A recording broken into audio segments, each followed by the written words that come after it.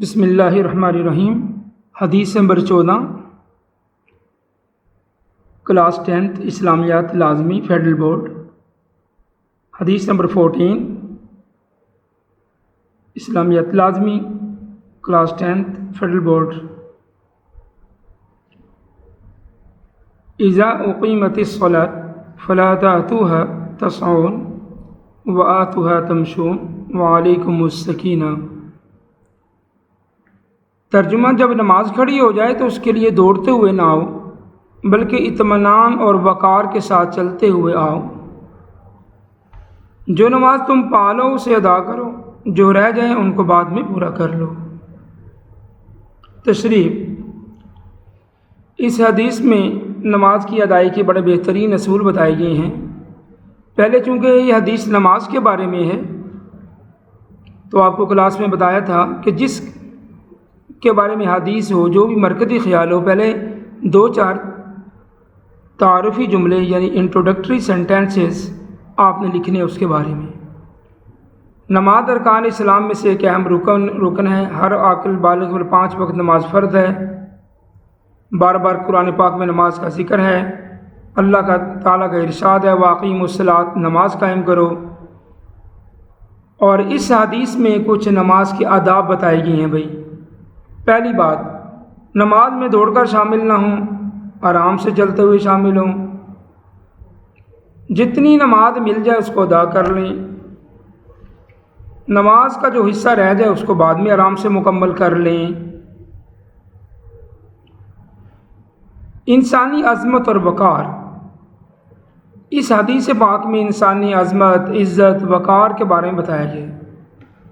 ہم اس بات کا بہت خیال رکھنا ہے کہ یہ اتنا ضروری ہے کہ نماز کے وقت بھی خیال رکھنے کو کہا گیا ہے۔ اس لیے افراتفری میں، جلدی میں مسجد میں دوڑتے ہوئے جانے سے منع کیا گیا ہے۔ اور اس میں ایک بات مسجد کے آداب کا خیال بھی ہے۔ بھائی مسجد اللہ تعالیٰ کا گھر ہے، اس کے بہت سے آداب ہیں۔ وہاں دوڑنا، جلدی کرنا، یہ اس کے آداب کے خلاف ہے۔ اور اس کے علاوہ جسمانی حفاظت، اسلام ایک مکمل دین ہے، اس لیے اپنے ماننے والوں کو مکمل خیال رکھتا ہے۔ جیسے حدیث میں دوڑنے سے منع کیا گیا، اس سے انسانی جان کو بعض اوقات سخت نقصان کا بھی خطرہ ہوتا ہے۔ جسمانی طور پر نقصان پہنچ سکتا ہے، گر سکتا ہے، چوٹ لگ سکتی ہے۔ ایک بات تو یہ ہو گئی۔ دوسری کہ نماز میں خلل بھی آتا ہے۔ بندہ جلد بازی کرے گا، بھاگ دوڑ کرے گا، جو پہلے سے نماز پڑھ رہے ہیں ان کا دھیان ادھر ادھر ہوگا، لازم ان کی نماز میں خلل آئے گا، جس سے ان کا اپنی نماز میں دھیان نہیں رہتا۔ تو اس بات سے بھی، ایسا کرنے سے بھی مسجد میں منع کیا گیا ہے۔ اس کا حاصل کلام کیا ہے کہ نماز ایک اہم فرض ہے بھائی، دین اسلام کا ستون ہے، اس لیے بہت سے اس کے آداب ہیں۔ مسجد میں باجماعت نماز ادا کرتے ہوئے ہمیں مسجد اور نماز کے احترام کا پورا خیال رکھنا چاہیے۔ مسجد میں کوئی ایسا کام نہ کیا جائے جو مسجد اور نماز کے تقدس کے خلاف ہو۔ عملی زندگی، اس میں آپ ایک پوائنٹ اور ایڈ کر سکتے ہیں، ہیڈنگ، بات یہی ہے تقریباً، لیکن ہیڈنگ آپ لکھیں گے عملی زندگی سے اس حدیث کا تعلق۔ تو عملی حدیث سے آپ نے تعلق یہ بتانا ہے کہ بھئی ہم اپنی روزمرہ کی زندگی میں جب نماز پڑھنے مسجد کے لیے جائیں تو اگر دیر ہو جائے، تاخیر ہو جائے